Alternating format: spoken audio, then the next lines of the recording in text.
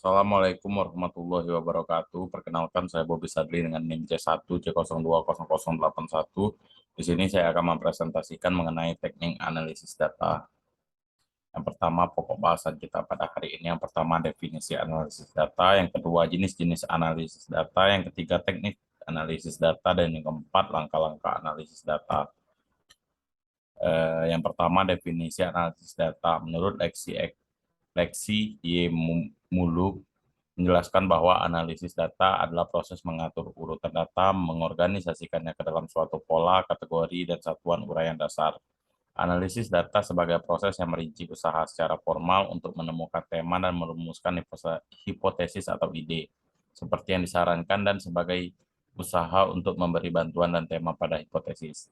Jika dikaji, pada dasarnya definisi pertama lebih menitik beratkan pengorganisasian data, sedangkan yang kedua lebih menekankan maksud dan tujuan analisis data.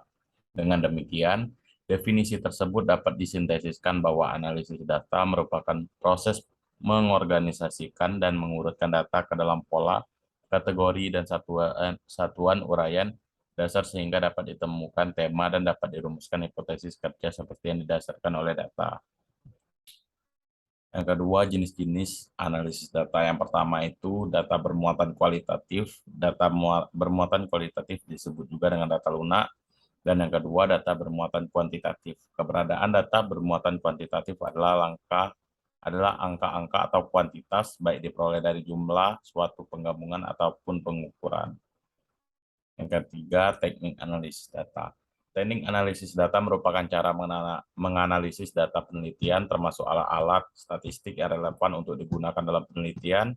Terdapat dua macam statistik yang digunakan pada data kuantitatif, yaitu yang pertama, statistik deskriptif adalah bidang statistik yang berhubungan dengan metode pengelompokan, peringkasan, dan penyajian data dalam cara yang lebih informatif, yang termasuk dalam statistik deskripsi antara lain yang pertama distribusi frekuensi, yang kedua distribusi persen, dan yang ketiga pengukuran tendensi sentral.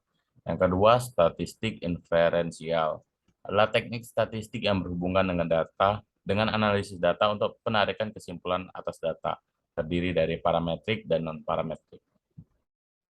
Yang keempat, langkah-langkah analisis data. Menurut Soekardi 2003, ada beberapa langkah yang perlu dilalui agar proses analisis menjadi lebih terarah, yakni yang pertama scoring, yang kedua tabulasi, yang ketiga mendeskripsikan data, dan yang terakhir melakukan uji statistika.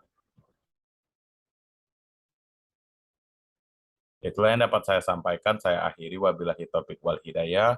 Wassalamualaikum warahmatullahi wabarakatuh.